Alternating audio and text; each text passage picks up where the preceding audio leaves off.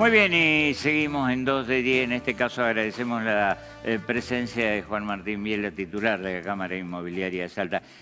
Gracias por venir, Juan. Gracias por la invitación. No, al contrario. El otro día estaba leyendo algunas declaraciones tuyas que me parecieron muy interesantes respecto de cómo está la situación y fundamentalmente el mercado inmobiliario en términos de alquiler.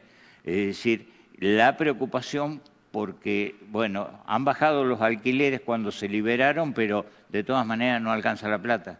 Sí, es una realidad. Lo que no alcanza es el ingreso o el salario promedio. Desgraciadamente, vos sabés que hoy día con respecto a la inflación los alquileres bajaron.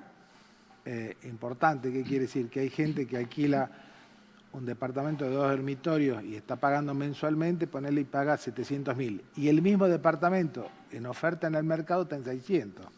Es decir que las actualizaciones debido a la inflación han sido superiores a lo que el mercado te manda. Y está difícil alquilar, por eso siempre decimos al propietario, conserve su buen inquilino, aquel que le paga, aquel que le cumple, que le cuida la propiedad, porque realmente no está fácil alquilar. En la época antes que deroguen la ley de alquileres, vos sacabas por redes un departamento, cualquier propiedad y tenías 200 consultas en menos de media hora. Hoy día podés demorar 2 o 3 meses a alquilar una unidad que no está en precio. Entonces, realmente perder la renta 2 o 3 meses es mucha plata. Así que, por dos motivos.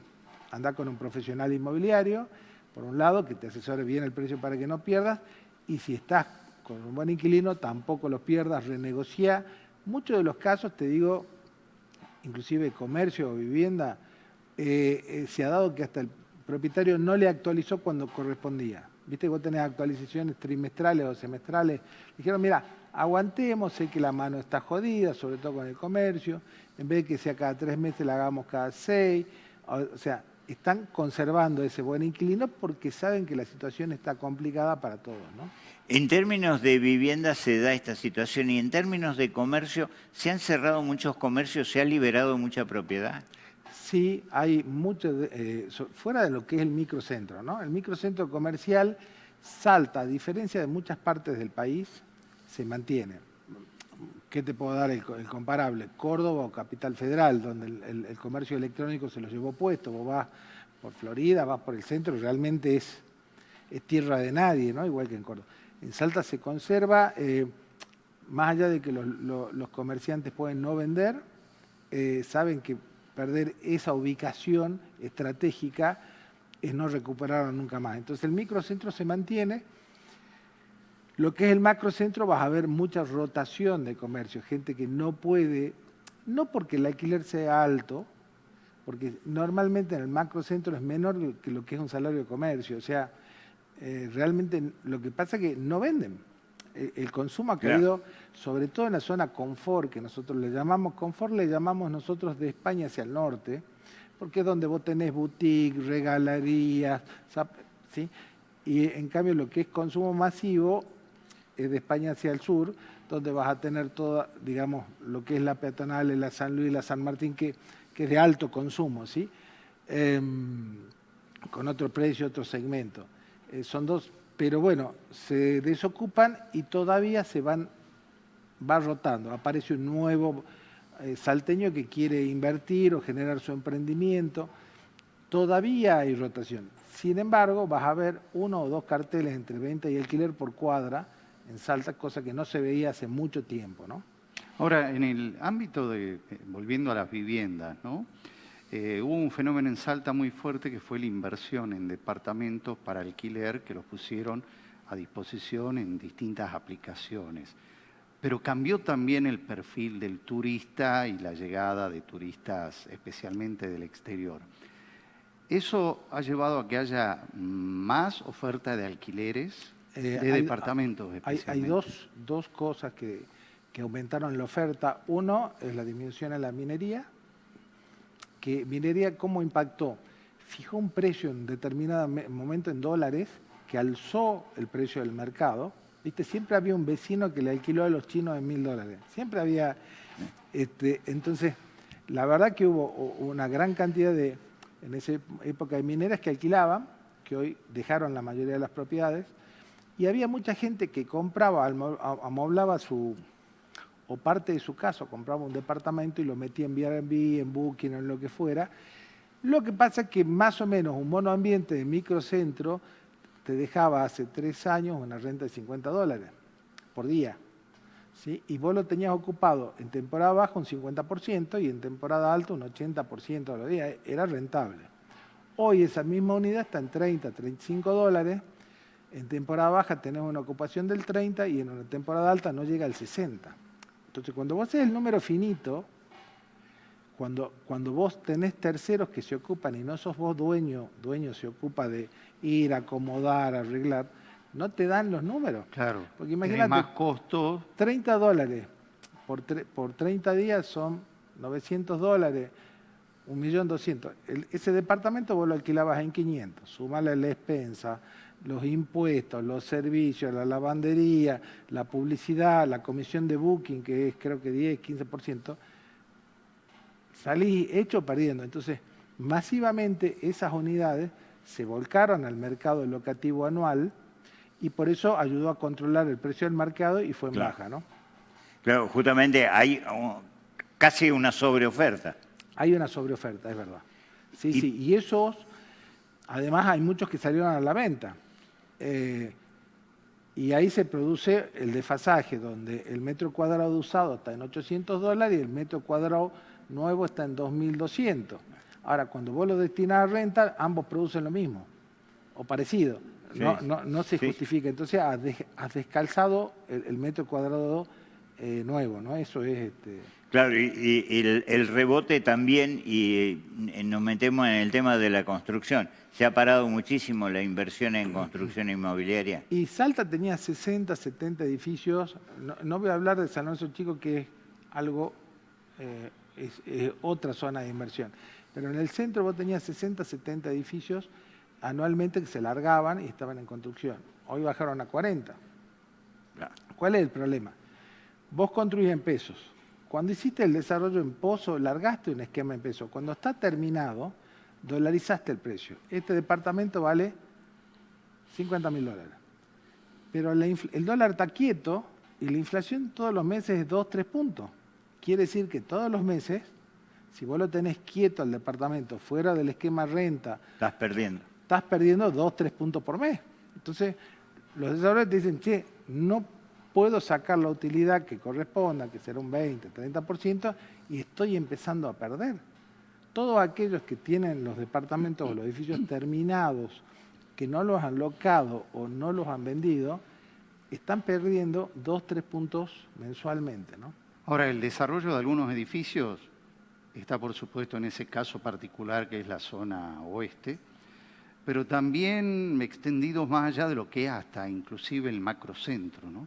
Sí. Especialmente en la zona norte de la ciudad. Sí, yo te digo, lo que he visto es que la municipalidad, no por hablar bien de la MUNI ni mucho menos, pero sí he visto que han hecho una modificación en los códigos. Se han dado cuenta que la zona oeste estaba construyendo más que Salta Capital, entonces han modificado los códigos promoviendo la construcción, y eso es muy bueno, y disminuyendo las trabas. Antes era toda una traba muy compleja, conseguir los permisos constructivos, las factibilidades.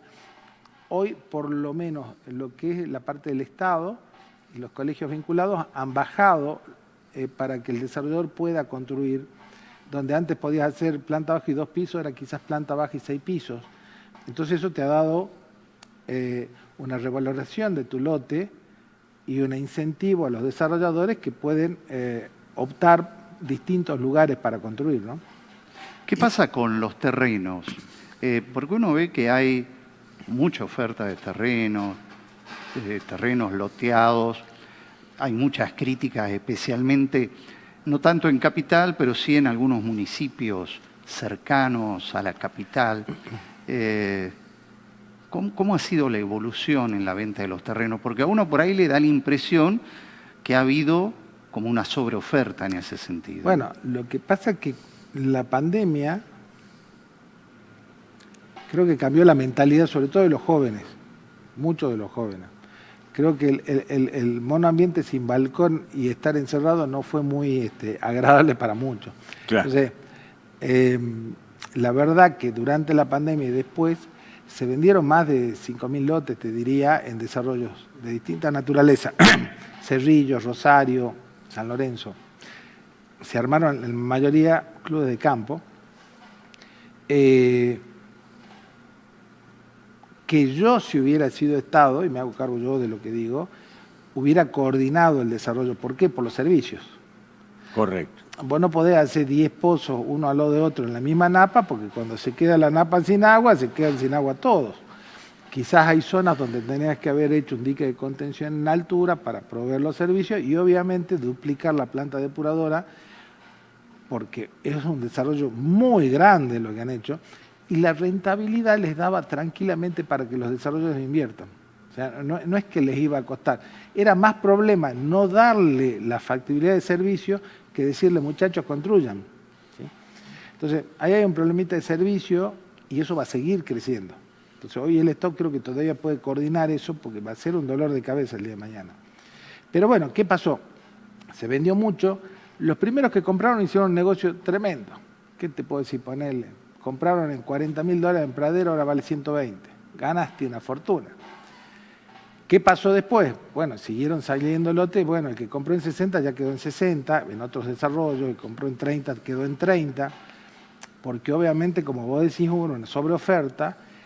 Y hoy, encima hay un pequeño competencia, porque mantener un lote, sobre todo en un country, tenés expensas, tenés servicios, a ver, tenés 300, 400 luquitas que no le sobra a nadie hoy día. Y esta gente yo creo que esperaba o que mejore su situación económica, que salgan los créditos de construcción e irse a vivir. Estamos hablando de una media alta. No ocurrió ninguna de las dos cosas. Entonces, ¿qué hicieron? Salieron a vender. Pero la desarrolladora vende en cuotas. Entonces, es muy difícil que vos puedas vender si y vos no podés vender en cuotas. Claro, vos no podés vender en cuotas, entonces tenés que bajar el precio. Entonces, eso como que quedó un poquito descalzado, se sigue desarrollando. Hay desarrolladoras que hoy día te dan sin expensas a futuro por 2, 3 años para que compres en cuota, porque obviamente el mercado se ha ido achicando, es limitado, ¿sí? Y hay gente que está en emprendimiento, otros desarrollos más importantes, y hay que ver si han hecho realmente un estudio de mercado para ver si se va a contener, porque nosotros esta etapa la vivimos en la época de Menem, y el mercado largó los créditos, entonces vos ya no comprabas con un preahorro, comprabas con cuota, con un crédito hipotecario, ¿sí? Que pagabas en la cuota lo mismo que el alquiler, digamos. Entonces sí, vos podés expandir y que el crédito pueda contener a todo ese segmento de clase media que ya no tiene IPB o no tiene otro tipo de solución, ¿no? Y los loteos más periféricos aún, el caso, por ejemplo, del departamento Cerrillo, que es uno de los que más, el que más ha crecido demográficamente, de acuerdo al último censo. Se nota que hay un montón de loteos abiertos, no sé si se vende o no, pero no se construye. No, esos son, hay muchos, sobre todo cercanos a Cerrillo, a la ciudad, que están entre 15 y 30 mil dólares. Ha sido un esquema de ahorro de mucha gente. Obviamente vas a ver 120 lotes y vas a ver 15, 20 casas, porque no todos tienen esa capacidad de poder construir. Hoy día no están dadas las condiciones. Construir está muy caro. El problema que nosotros tenemos que el costo de la construcción tendría que estar en $700, no en 1.200. ¿Sí? O sea, tenemos una realidad compleja. Entonces, venite de este lado y vos me decís, Juan, ¿qué me aconsejás? Vení, compra usado. Si comprando usado te va a ahorrar una fortuna. Más o menos un departamento, por hablar, una casa en 3 Cerritos, vas a conseguir una casa a todo trapo con pileta en $180.000, que si te la querés construir te va a salir 400. Claro. Te estoy dando un ejemplo así grosero, ¿no es cierto? Sí. Entonces, hoy es mucho más accesible comprar el usado, ya sea un departamento o una casa, que ponértela a construir. Ese es el problema que tenemos. Es un fenómeno interesante y paradojal a la vez, porque la construcción es la actividad que más ha caído y, sin embargo, tanto en productos como en los servicios de construcción ha seguido creciendo Sí, en precios, sí, ¿no? es que la inflación lo impacta en forma directa. Parece que crecen poco, pero 2, 3 puntos en esta economía con los salarios en baja, y sí te golpea muchísimo, ¿no? Es que además es así, cuando vos, por ejemplo, tenés una inflación del 2% y aumentos del 1%, pesa y pesa mucho. Sí, eso es verdad. Y después te digo, el costo de mantener esa inversión en lote es muy cara. Yo no digo que no valga el servicio, yo no digo que la luz sea o cobren lo que no tengan que, pero realmente hoy te incide muchísimo en mantener una inversión. Es mucha plata para el asalariado, ¿no? ¿Y cómo ves el futuro? Es decir, de acá a un corto, mediano y largo plazo. ¿O cómo salimos de esto también? Sé que está... Yo la verdad, que no soy milecista ni mucho menos, pero ruego a Dios que como acomodó un poco la macro, en algún momento empieza a derramar, y empieza a derramar en la gente, y que la gente tenga mayor capacidad de consumo, que logren generar una X cantidad de fondo, porque en realidad la construcción es el inicio. Si vos lográs generar una línea de créditos para hipoteca, después el ciclo de generar la hipoteca, la securitizás, recuperás los fondos, los volvés a prestar, empieza a funcionar solo, empezás a generar empleo. O sea, la construcción realmente puede volver a poner en marcha la Argentina, un segmento que hoy día está muy postergado. Pero tenés que dar el puntapié inicial, ¿no? Yo espero que esta gente logre hacerlo, que entienda que la macro no es solo la solución, porque la gente común necesita dónde vivir, necesita cómo pagar los servicios, necesita comer todos los días, ¿no? Vos sabés que estás diciendo eso y yo hay una de las cosas que los otros días comentaba. Están poniendo mucha expectativa en la habilitación del crédito. El problema es que además la gente de no llegar ya está endeudada, es decir, que el crédito no va a tener ese efecto dinamizador que lo tuvo en la época de Menem. Sí, está muy complicado, yo creo que se le fue la mano mucho con las billeteras virtuales y también en bancos, porque he visto que han dado crédito a gente cercana a mí, que ganaba 1.100.000, le han dado 6 millones de crédito, se le ha ido acomodando, después le dieron 500.000 más, hoy debe 13 millones, me dice Juan, no lo puedo pagar, no lo puedo pagar, por favor sacame la cuenta del banco porque me chupan toda la plata. O sea, me dice, cobro cero, me dice, del 1.000.000 y pico me queda cero porque me dedican todo y no tengo para comer, no tengo para pagar la luz. O sea, me parece que hubo un exceso en el tema de crédito. Pero además, yo le contaba que nosotros en la administración de cartera nunca, ni siquiera en la pandemia, hemos llegado a pasar el 5% de mora. Y hoy estamos casi en el 15%. Apa. Entonces vos decís, epa, ¿qué está pasando acá? Y eso, encima te pones a controlar pago de impuestos, servicios, despensa, y te das cuenta que hay gente que hace 3, 4, 5 meses que no lo está pagando. Entonces vos decís, che, ¿qué está pasando acá? Ojo que el nivel de judicialidad, gracias a Dios, todavía no pasa el 1. O sea que el arreglo, el diálogo, nos acomodamos, claro, sigue funcionando. Eso nos enseñó la pandemia, a poder hablar. Porque ya pasamos esta crisis, o sea, que yo creo que si sobrevivimos a una pandemia podemos sobrevivir a cualquier cosa, ¿no? Pero sí la veo a la gente que le cuesta mucho, o que te quiere pagar parcialmente, o que ya tiene un mes adentro, o que ya no puede pagar el 10, prefiere pagarte con interés el 20. Ojo, yo me acuerdo que en la época de la Rúa, en la época del conflicto, del canje, vos alquilabas un departamento por el valor de la expensa, porque la gente no tenía capacidad de pago. O sea, espero que no lleguemos a ese límite, ya lo vivimos, no volvamos a repetir la experiencia, ¿no?